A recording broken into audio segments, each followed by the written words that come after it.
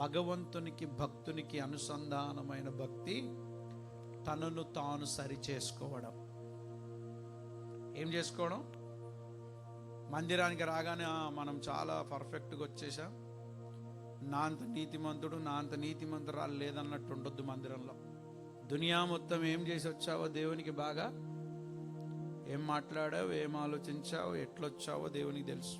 అందుకే కయ్యోనుకు అడుగుతాడు, కయ్యోను నీ తమ్ముడు ఎక్కడా అని అంటాడు. నేనేమన్నా కావలు ఉన్నా నా తమ్మునికి, నా తమ్ముని కోసం కావలి కూస్తున్నానా అంటాడు. అప్పుడు దేవుడు అంటాడు, నీ తమ్ముని రక్తము భూమిలో నుండి నాకు మొర్రపెట్టు. దేవాలయానికి వెళ్ళి మనం నీతిమంతులుగా యాక్టింగ్ చేయొద్దు. దేవుని దగ్గర మనం సరి చేసుకోగలిగితే నిశ్చయమైన పరిపూర్ణమైన శుద్ధీకరణ దేవుడిస్తాడు. యెషయా అన్నాడు, అయ్యో నేను అపవిత్రంగా ఉన్నానే. ఎందుకు నేను అపవిత్రమైనానంటే అపవిత్రమైన మనుషులు నా చుట్టూ ఉన్నారు. నేను పవిత్రంగా బతకాలనుకున్న మాటనో క్రియనో చూపో లక్షణం నన్ను అపవిత్రపరిచిందయ్యా. అపవిత్రమైన మనుషుల మధ్యలో నేనున్నాను అని ఆ మాట అన్నప్పుడు దేవుడు అంటాడు, నువ్వు అపవిత్రుడుగా ఉండడానికి వీల్లేదు, పవిత్రుడవు కమ్ము. మనం ఒప్పుకుంటే దేవుడు పవిత్రంగా చేస్తాడా, లేకపోతే మనం నటిస్తే దేవుడు పవిత్రంగా చేస్తాడా?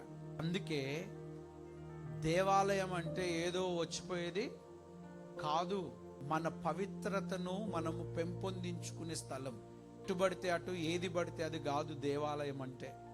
ఇక్కడ దేవుడు శుద్ధీకరిస్తాడు. చెప్పండి, ఏం చేస్తాడు దేవుడు? నిన్ను పవిత్రునిగా చేస్తాడు. మనం ఎట్లుండాలి అనుకుంటాడంటే, ఎఫెసీయులకు రాసిన పత్రిక 5వ అధ్యాయము 27వ వచనం నేను చదువుతున్నాను. ప్రియులారా, మీరును మీ భార్యలను ప్రేమించుడి, అటువలే క్రీస్తు సంఘమును ప్రేమించి. సంఘం అంటే ఎవరు? నీవే. నిన్ను ప్రేమించి అది కళంకమైనను. మీరు అటెండ్ చూస్తున్నారు, ఇప్పటికి కూడా మనసు ఇంకా దేవుని మీదకి రాలేదు మీకు.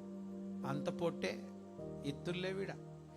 కళంకమైనను ముడత అయినను ఇది మరి ఏదైనను లేక పరిశుద్ధమైనది గాను నిర్దోషమైనది గాను మహిమగల సంఘము గాను ఆయన తన ఎదుట నిలువబెట్టుకొనవలెనని వాక్యమును ఉదకము చేత దానిని పవిత్రపరిచి పరిశుద్ధపరచుటకై దాని కొరకు తన్ను తాను అప్పగించుకొనెను.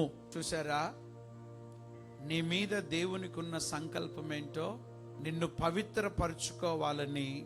నీలో ముడతైనను మచ్చైనను డాగైనను ఎటువంటిది కలంకమైనను లేక నిన్ను కడుక్కోవాలని సంఘానికి నిన్ను అంటకట్టాడు. సంఘానికి వచ్చి నువ్వు పశ్చాత్తాప ప్రార్థన చేయకపోతే నిష్ప్రయోజనం. సంఘానికి వచ్చి నువ్వు పాపక్షమాపణ ప్రార్థన చేయకపోతే నిష్ప్రయోజనం. సంఘానికి వచ్చి నీకు నువ్వు తగ్గించుకొని ప్రార్థన చేయకపోతే నిష్ప్రయోజనం. ఒకవేళ ఒక విషయం చెప్తాను, ఇన్ని సంవత్సరాలుగా మందిరానికి వచ్చినా పోసిన నూనె పోసినట్టు, తాగిన నూనె తాగినట్టు, చేసిన ప్రార్థన చేసినట్టు ఉన్నా నీ నొప్పులు గోళీలు మింగిన బాగాకొచ్చిందంటే నువ్వు పశ్చాత్తాప పడగలిగితే ప్రభు నిన్ను బాగు చేయగలడు.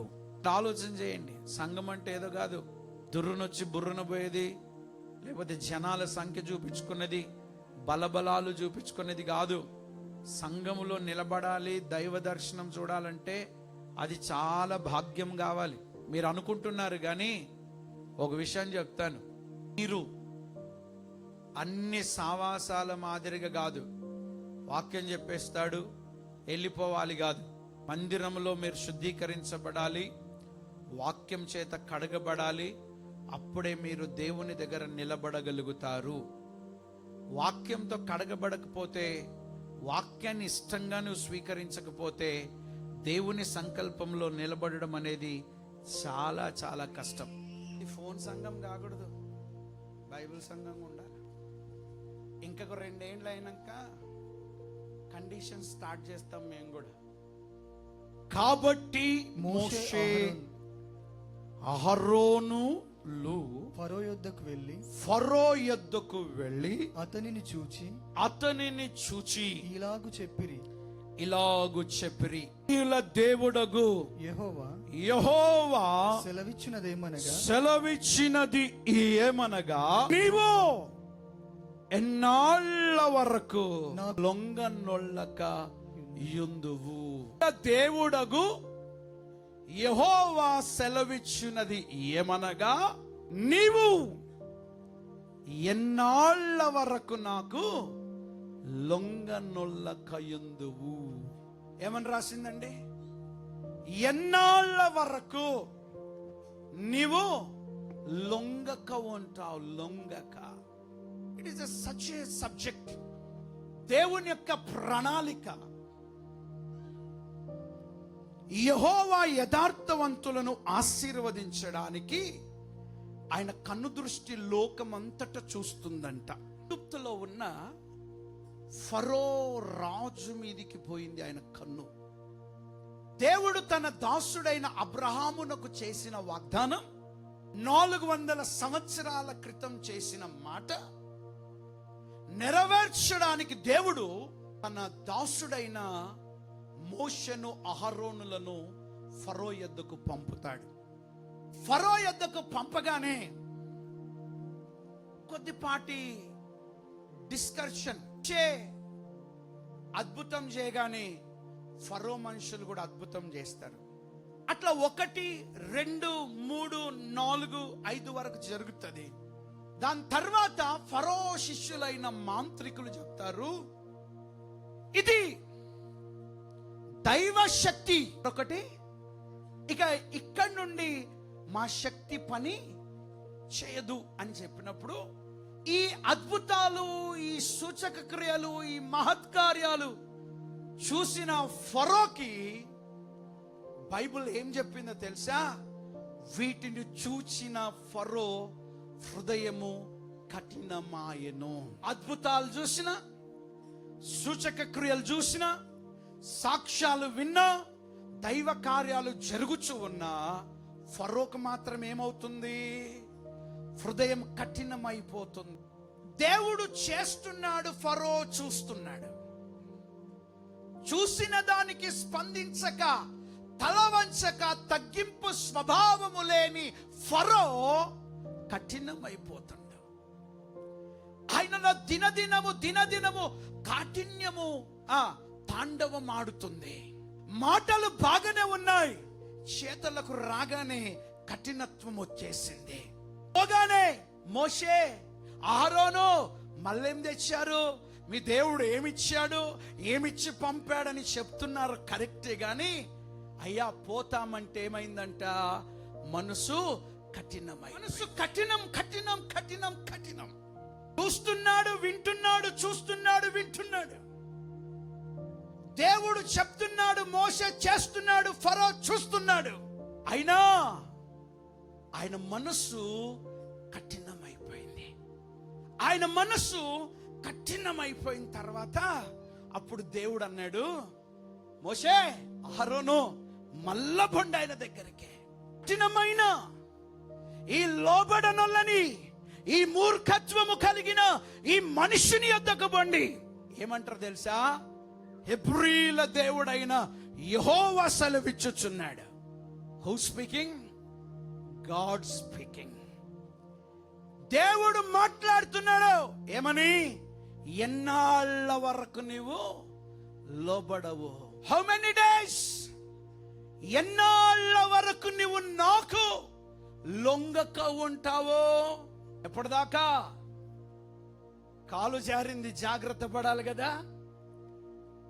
నోరు జారింది, జాగ్రత్త పడాలి కదా. జీవితంలో నీకు తప్పు ఒప్పు అర్థమైపోయింది, ఇప్పుడు జాగ్రత్త పడాలి కదా. నాకేంటి పరిస్థితి? కోవిడ్-19లో లోకమంతా పిల్లై కూర్చున్నది.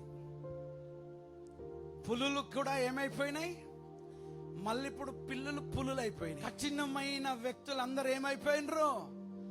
కనీసం పలకరిస్తే పాప అనబోతారేమో అని పక్కంటోని కాదు కదా, ఇంట్లో ఉన్న వాళ్ళకి కూడా మాట్లాడాలి. ఇప్పుడు ఏమైపోయినరు? అప్పుడేమో అయ్యగారండి మా కోసం ప్రార్థన చేయండి సార్, మా పిల్లల కోసం ప్రశాంత్ పాస్టర్ ఉన్నాడా, ఎఫ్రేం పాస్టర్ ఉన్నాడా, పాస్టర్లు అందరు ఉన్నారా, అందరూ మా కోసం ప్రార్థన. కొంతమందికి చెప్పాలా, ఫోన్లో మాట్లాడితే కూడా రోగాలు వస్తాయి అనుకొని ఫోన్ కూడా మాట్లాడాలి. అంతటి పరిస్థితి వచ్చింది లోకం మీద. అయినా మనుషులలో దేవునికి లొంగాలి అనే స్వభావం ఇంకా రావట్లేదు. ఆ లొంగాలి, think may God use you the special way. నేను చాలా డిఫరెంట్గా ఆలోచిస్తే నాకేమనిపించిందంటే, దేవుడు లొంగాలి అంటే నిన్ను బానిసగా చేయడానికి కాదు, నిన్ను ప్రపంచమునకు రాజును చేయడానికి లొంగించుకుంటాడు ఆయన. దేవుడు నిన్ను ఎందుకు లొంగమంటాడంటే నువ్వు దరిద్రుడు ఉండడానికి కాదు, దారిద్ర్యంలో నుండి బయటికి తీసుకురావడానికి లొంగమంటాడు. ఇది చాలా మందికి అర్థం కాదు.